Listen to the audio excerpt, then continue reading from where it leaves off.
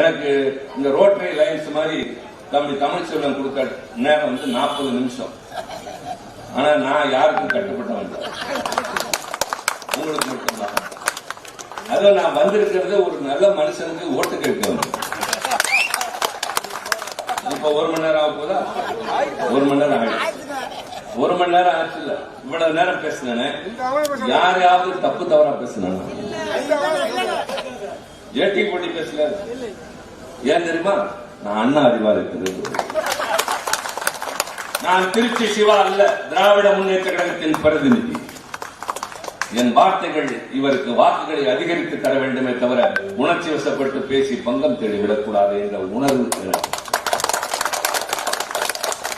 நான் உங்கள்கிட்ட வந்திருக்கேன். முதல்ல அவங்க சொன்னேன், அம்மா சொன்னாங்க, என்ன சொன்னேன்?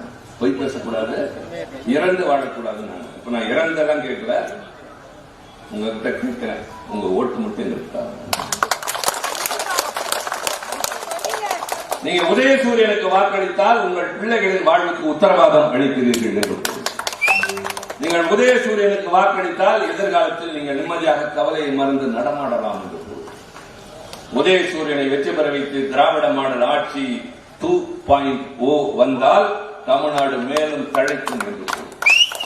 யாரோ ஒரு வேட்பாளர், ஏதோ ஒரு கட்சி என்பதல்ல, மற்றவர்களோடு ஒப்பிட்டு பாருங்கள். எங்களை விட சிறந்தவர்கள் யாரும் இருக்க முடியாது. போடி நகரம் நான் சொன்னதை போல் என் நெஞ்சுக்கு நெருங்கியவர்கள் நிறைய பேர் வாழ்கிற நகரம். இன்று மீண்டும் வந்திருக்கிறேன், வெற்றி விழாவுக்கு வருகிறேன், விரிவாக பேசுகிறேன்.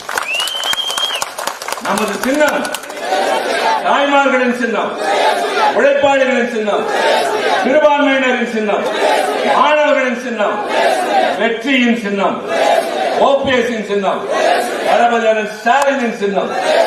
நன்றி, வணக்கம்.